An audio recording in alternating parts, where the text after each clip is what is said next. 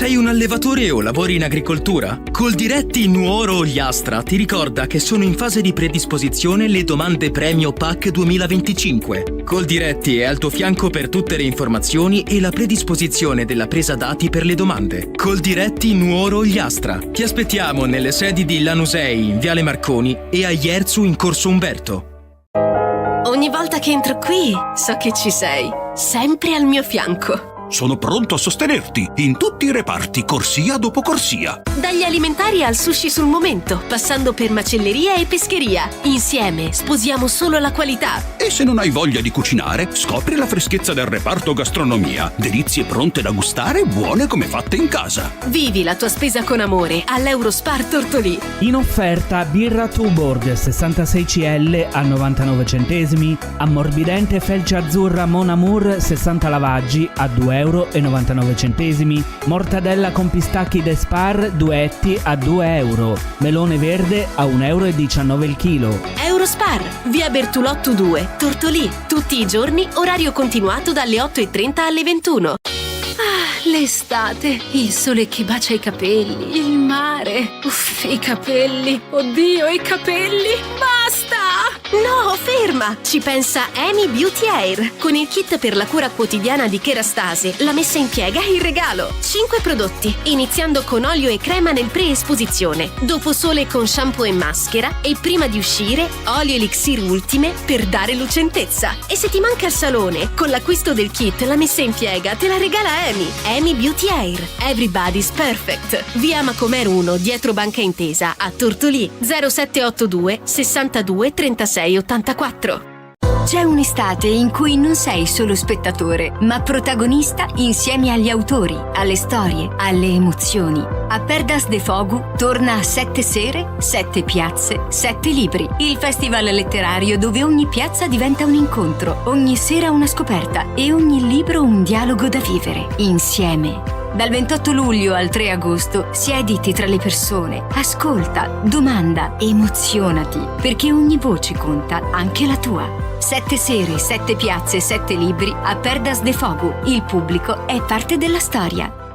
Stai pensando di metterti in proprio, ma hai le idee un po' confuse? Noi di SNI, Servizio Nuove Imprese, siamo in grado di accompagnarti nelle tue scelte di aspirante o neoimprenditore con competenze e strumenti all'avanguardia, informazioni di base, orientamento all'imprenditorialità, attività formative. Registrati su sni.unioncamere.it. In pochi clic i migliori esperti di creazione d'impresa delle Camere di Commercio d'Italia saranno a tua disposizione. SNI, imprenditori, si diventa. Chi l'ha detto che la pausa pranzo deve essere uno sbatti? Sunset Lounge Bar, la tua oasi immersa nella natura, ti propone menù di terra o mare a partire da 15 euro. Hai capito bene? 15 euro per staccare con gusto nella tua pausa pranzo. Basta file, basta guardare l'orario. Al Sunset la cucina è aperta tutto il pomeriggio e per i più raffinati ogni giorno fuori menù da leccarsi i baffi. Sunset Lounge Bar, lo stile che cercavi tutti i giorni. Piazzale San Gimigliano, Tortolì.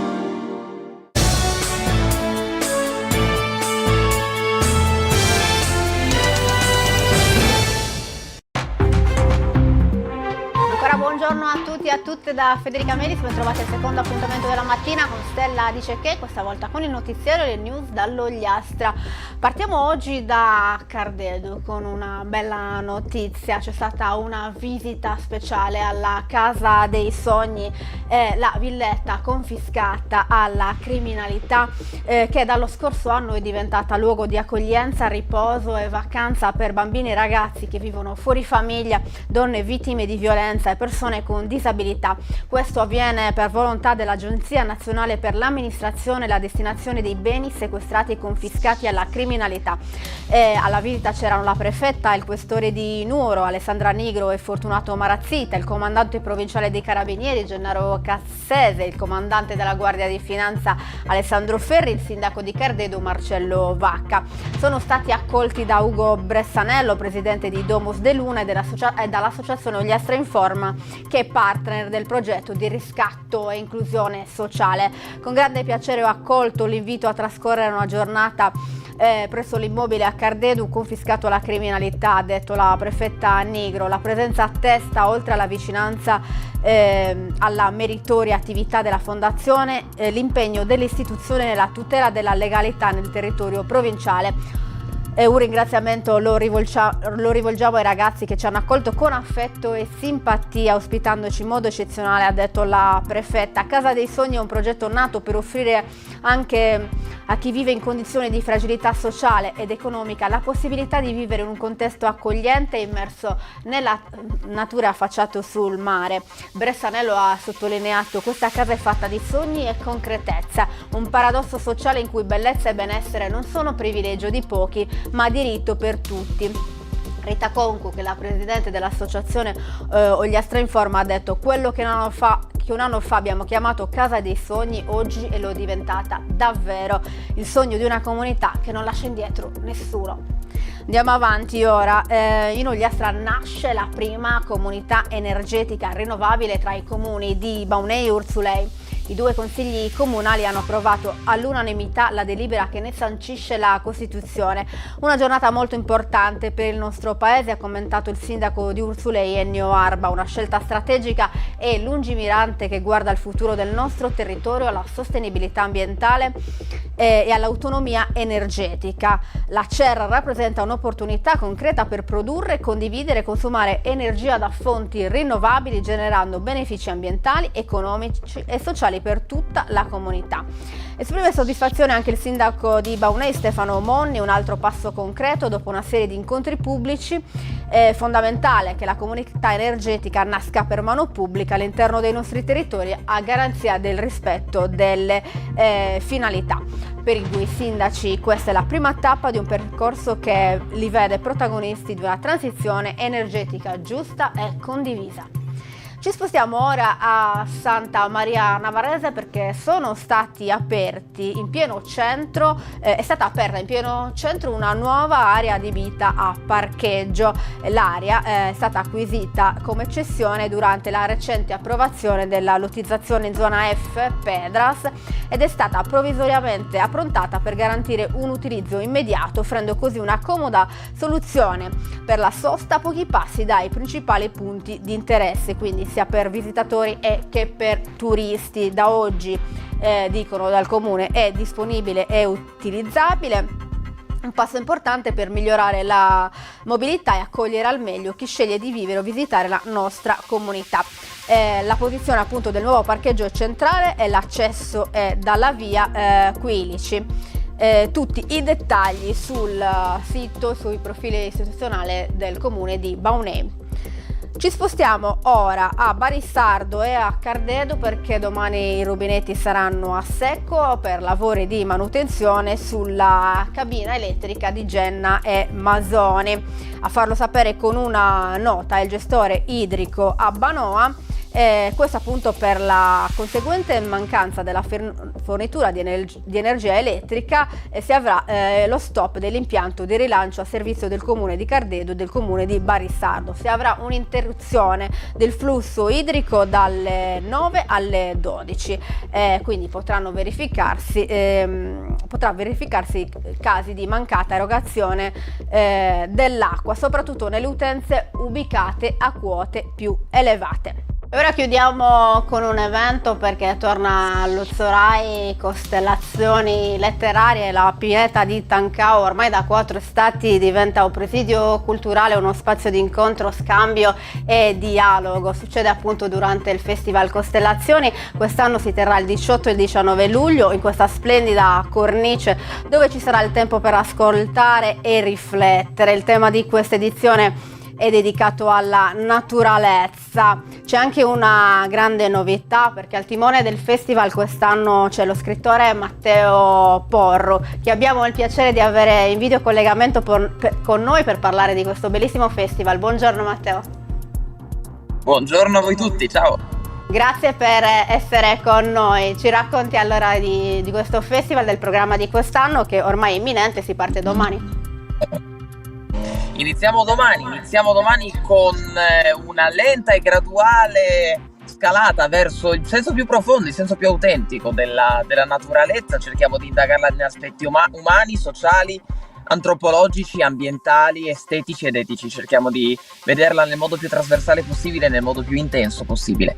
Iniziamo con presentazioni in tandem, questa è la grande novità di quest'anno, 2 autori per volta che dialogheranno con un moderatore sui loro libri, sulle loro storie, sui loro approcci sul mondo e sulla realtà che abitiamo. Concludiamo dopodomani, il 19 di luglio, con una grandissima ospite, una cara amica che ci fa da madrina dell'edizione, che è Licia Colò, e con lei racconteremo e studieremo il modo in cui anche la narrazione della natura e della naturalezza è cambiata nel tempo. Ci sono tanti ospiti e come hai anticipato tu avremo il piacere anche di sentirti in dialogo appunto con Licia Colò. Qualche altro ospite, qualche altro scrittore del programma? Possiamo averne fondamentalmente di ogni tipo, anche perché quest'anno il festival spazia dalla narrativa alla saggistica in maniera molto molto fluida.